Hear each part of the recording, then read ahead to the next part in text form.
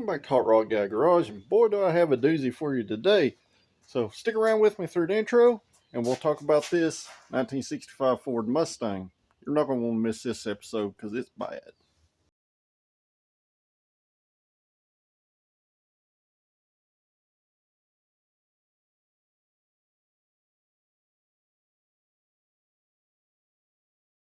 So guys, we got this little 65 Mustang here at the shop for a disc brake upgrade.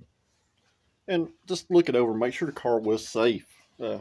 Unfortunately, the guy that owns this car paid a ridiculous amount of money for it. Top dollar for a coupe 65 Mustang. Put disc brakes on it, was doing the car inspection on it, and we got up in there, and I started to notice where it's had a bunch of metal work done. The quality of it was horrible. It's real bad, guys. Basically, when you buy an old car, you're going to want to look at this car the best you can. If you see anything that kind of scares you, you need to walk away from it. Because in the end, for what he gave for his car, it needs at least that or double in repairs to make the car safe. And this is super common with car flippers. You know, like rod run cars, these cars you see on Marketplace that are super nice, and you notice people sells a bunch of old cars. These guys, most of the time, doll this stuff up, botch it up, patch it up, and they flip it for a large profit, and it leaves you holding the repair bill or having buyer's remorse. So in this video, we're going to go into what I've seen. I'm going to show y'all everything I see and what's going to have to be done to repair it and how the routes we're going to take to repair this. Now, this car's going to be a multiple part series because unfortunately he wants to fix it. I actually advised against it and wanted to find another donor shell because this car is very bad. So let's get into it and I'll show you what we got. So overall, you know, it looks like a pretty decent car with just a, you know, an older like 1980s repaint, because the underhood red kind of gives that away. Kind of ties it to that era along with your Edelbrock Elite air cleaner and stuff. But, you know, sitting on the ground, car looked real decent. Until you start noticing things like this 289 emblem that is put on crooked. And you get down here and the Mustang badges are in the wrong spots. They should actually be further up and a little lower. Along with your AutoZone stick-on stuff to kind of doll it up. Back in the day, we called this resale red, and the reason why we call red resale red is because it's a real high impact color. It draws your eye to it. So we get up here and you start noticing gaps, guys. You know, you start noticing gaps, you start noticing paint chipped off edges. This is a aftermarket poor quality made fender. It's a very soft metal. You know, that's minor stuff. You get up here at the front, you look at the grill. They use gutter guard over a factory grill. It's actually got holes in it that are punched through here and there. Once again, minor stuff. It could be easily addressed and fixed pretty cheaply. And you get back here and you notice there's no rod or anything in this car. And if you stick your hands up in the wheel wells, you don't feel no rust, but if you give it a squeeze, you see this quarter panel moving?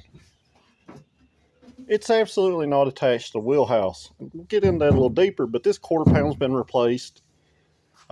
It's got a cheap quality type one of these trunk lid on it. Along with the rear panel back here, it's got a cheap metal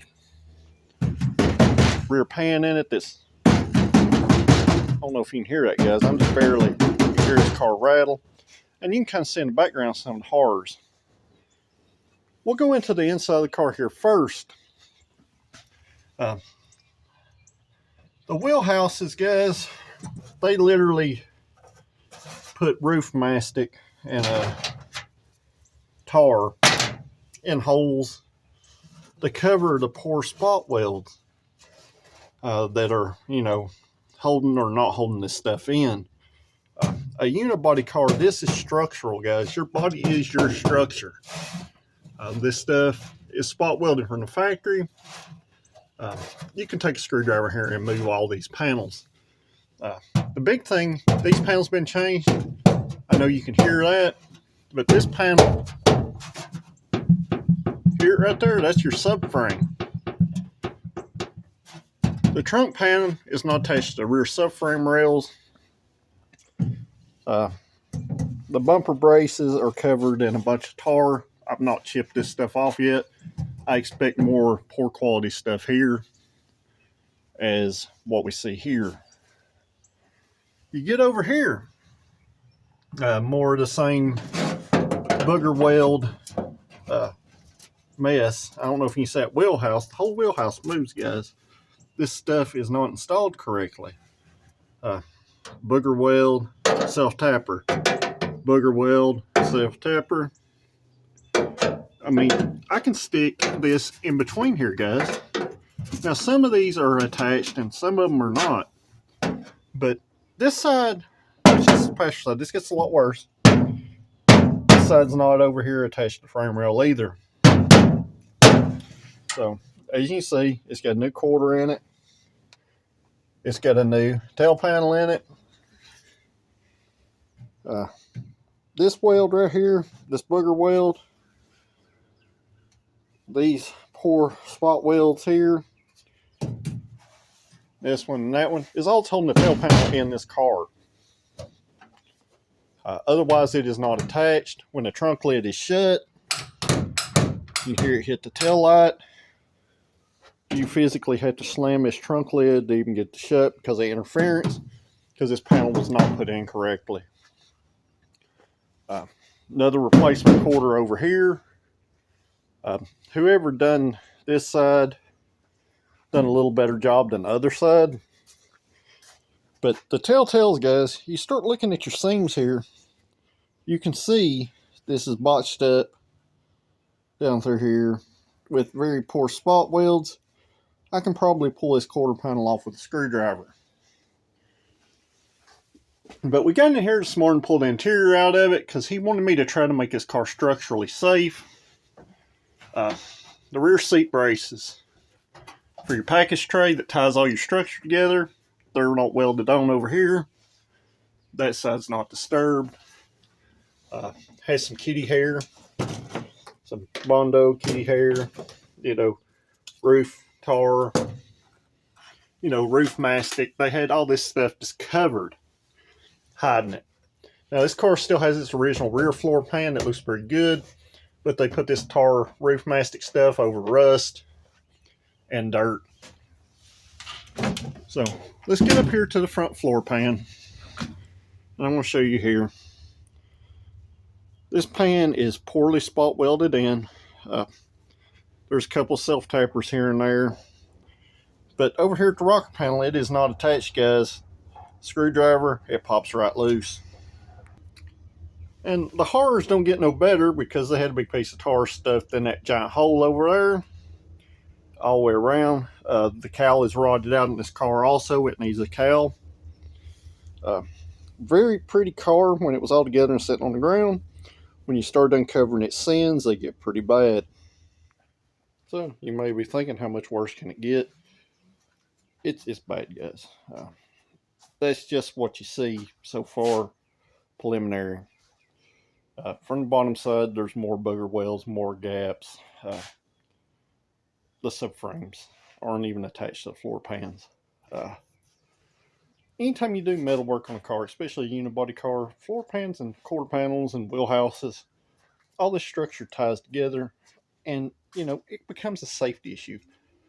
Whoever built this car, if you got hit 5 miles an hour with a full-size truck in this car would fold up like a Coke can.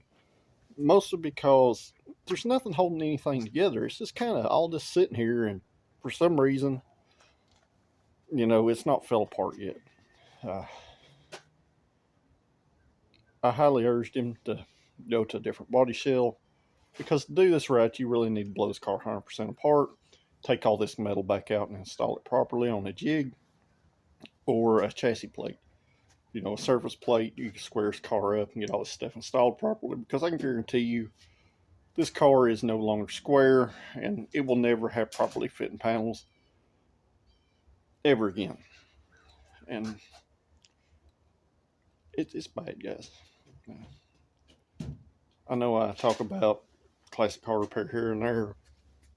I do this for a living, and this is probably one of the worst botched jobs I've seen in a long time. I would much rather see somebody fill something full of Bondo and kitty hair and fiberglass than to halfway put panels in a car. So we'll lift it up here in a little while. We'll go over the bottom and I'll show you everything. None of the work on it's good, and none of it's great, and a lot of it's bad. Unfortunately, you know, this ain't a case he can botch it up and sell it and sleep at night, because when you buy something like this and it's dangerous and you sell it to somebody else, you're begging for a lawsuit. Because it's bad, guys. Super bad. And way worse than I ever thought it was going to be. So I got the car up in the air, and no amount of laying on the ground and looking under this car would have made this any better. Unfortunately, guys, if you're going to buy something and you're going to spend a big bunch of money, definitely take it to a shop, put it on the rack, and have a look up under it. And if somebody don't want you to do that, walk away, because it's pretty bad. A lot of it's hidden, and it's intentionally hidden stuff, or you wouldn't put tar in holes and all this roof mastic on the inside to try to hide all the poor quality work, just in case somebody pulled the carpet up and had a look. So we're up in there, right? And you can see it obviously don't have the correct tailpipe tips on it here, but if you look here, the tailpipe on this car is sitting right dead on the gas tank, guys. That is very dangerous and not good too. You know, this side gap is more appropriate. So the big thing we're going to talk about first is this lower quarter panel extension. I know it's hard to see from the mud, but it's literally got one spot weld here and a buttload of booger welds on the outside here. And you see this pan wasn't installed properly, because see how low it is compared to the quarter panel lip. That's just poor quality work. And if you also notice, it's a different color than the car itself. So we're going to get up here. You see our wheelhouse up there that's not attached. You see up through the car. I'm going to shine some light on this situation. You see the outer wheelhouse, the quarter panel gap. The outer quarter panel is not attached at all. They actually split this wheelhouse in the center, and there's not a weld one holding it to the part of the original wheelhouse. There is one single self-tapper screw. If you follow that line up right there, you can see it sticking through. But that outer wheelhouse is completely not attached, except for one little booger spot weld, you know, right there at my light beam. So other than that, you know, obvious safety stuff like leaf spring bushings are shot, but they did spray paint some traction bars red, including the back side of the wheel, on both sides. The brake line itself is not attached to the rear end, with the union here, which would normally be fine, but none of this stuff is attached, guys. And it's got lots of unions and stuff, and brake line, rubber line is on the exhaust itself. And you may be thinking this stuff's kind of minor, and that stuff is. You start looking up here, you start seeing rust holes that they had covered up through the pans, and pinholes and stuff, and that mess. The driver's side rear floor pan's original, but I get up here and I started noticing, you know, some of these booger weld mess and big gaps, and I took a screwdriver along all these seams, and none of these spot welds are actually attached. Same with this subframe. It's not attached. But they try to cover all this stuff up, guys, with, you know, butyl rubber caulk. And I've had to dig all this stuff out. I mean, it's literally was in every seam, every gap. And that was just to hide that most of the stuff's not attached or botched up. And the horror goes all the way up around on both sides. So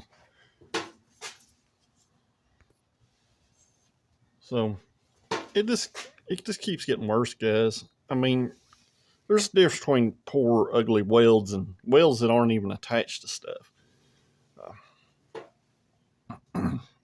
Lots of sheet metal screws and poor welds, and it's just kind of this thing's a nightmare, guys. It's bad. You know, you get up here, you know, we got giant gaps. This brace, I can move it with my fingers. And that's what's tied into your torque box, basically up here to your subframe. And if you go up the firewall, it just gets worse and worse and worse. We start seeing big old slabs of Bondo and, you know, patches on exhaust pipes. And the only thing going for this car is it's got a good shifting T10 in it. And it's got a good running little small block Ford. Oil pan is sitting on the V8 chassis brace, which actually, believe it or not, has a factory bolt over here. But it gets worse when you go over here and they literally booger weld it to the subframe. So, you know, normal stuff like these bushings and all are not a big deal. Same with oil leaks and little minor things that it has. So the minor worn things like the bushings and oil leaks and stuff, that's normal stuff, guys. You're going to get that, especially in an older car that you buy. You may have to do a little stuff like that to it. But there's absolutely no reason that you should be riding around in a car to get you killed. To be honest, I really don't know how I'm going to go about trying to even repair this at this point. Because for me to do it, I would like the car completely media blasted and cut all these panels back out and start fresh. I know that he's not going to want to end up with so much money, and you know, you spend $30,000 on a $10,000 car, guys, and you know you have to keep it forever. And I hate to have to break his heart and show him this stuff on this car, but he had to see it for himself. And it's not something you just make a phone call and tell somebody about, because you end up losing a customer over it and making bad relationships. So we brought him over here, showed him all this stuff. It's bad. And I agreed to try to fix it the best I could and try to make it safe as I could. But I really don't know what it's going to take to do it at this point.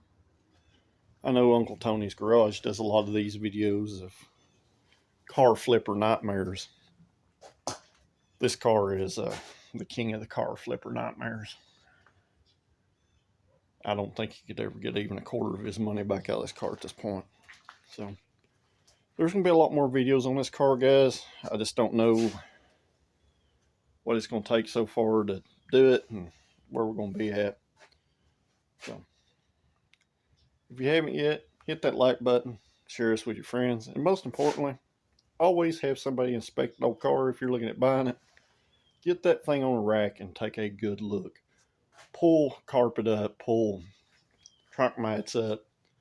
If you don't know, have somebody that does know look at it, because in the end, it can save you a bunch of money.